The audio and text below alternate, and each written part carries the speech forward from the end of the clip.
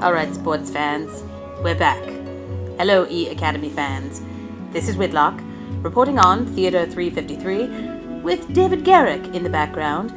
David Garrick, famous actor from the 1700s.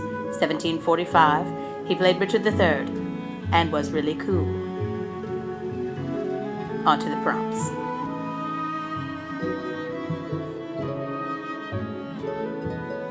Alright, so let's talk about SLOs and aligning those to course content. Well, you see, I've been learning about this whole kind of connection point, and I already know some of this from having done other eAcademies.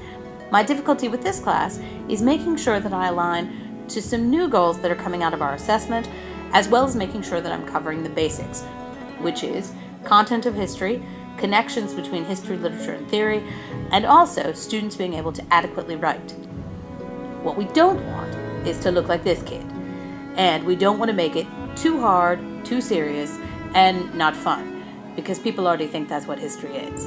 So I'm going to try and bridge those two worlds and align to the existing course LOs that I have from when this was taught as 350. Should work.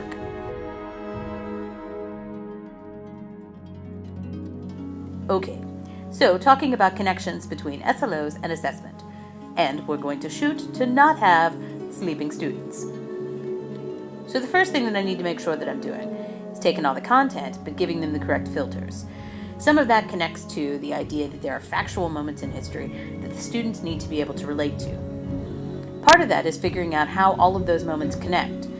This will be done through embedded assessment throughout the course, and much of it will be done through some of the actual journal writing that'll happen weekly, as well as working on their writing skills, so that they can look at the greats and then hopefully emulate them a little bit. The big kind of component in terms of connecting this to writing is a semester-long project that I call the Dramaturgy Project, which basically teaches them how to go deep into a play as literature, but also looking at its historical context. Once again, creating that kind of idea of a web where everything is interconnected. Meanwhile, their weekly journal postings, their writing in this, will all be feeding into commentary on academic writing and writing style, while still connecting them to history, literature, and theory. Should all work. Okay, so the next steps for me are to make sure that I've got basically what used to be this class reformatted into its new time allotment, moving it from 4 credit hours to 3 credit hours, and making sure that I've got a good balance in terms of the assignments, the writings, and course content. A lot of the next month and a half before we get started into August is developing some supplementary materials that will basically fill out what I used to have students do for an assignment, but can no longer really leave to them simply because of the reduction in the credit units. Some of this is to make sure that it's balanced so that they're not overwhelmed by the weekly writings, the readings, and also the kind of dramaturgical project. I'm also still rethinking how I'm going to do some of the final exam work and how best to structure that to make sure that the learning that's going on is really what I want them to get from the course.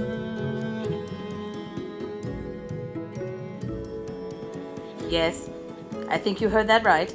So what will we be attempting to pilot? The whole thing. Yes, we're going to go from the traditional motto. Look, it's Epidaurus, Greek theater. Get it? And we're going to be rolling out the whole new thing. This is a very cool performance space, and it is very contemporary and also suspended over water, which we think is cool. Hopefully the parallel here is that I'm going to go from drab to fab, and everything will work. The nice thing is I do know some of the component pieces of this work. The big thing is going to be whether or not I've got the balance right and the structure right. So still things to test, a lot to do, but I should have some goals that I'm going to hit and that we'll make in the fall. And I will be able to compare some of the assessment data to the traditional version of 350. Some of the projects will directly correlate to test, and then the structure of the course will be somewhat new. So we'll see how the balance works. Thanks so much, and that's it for eAcademy Cohort 5.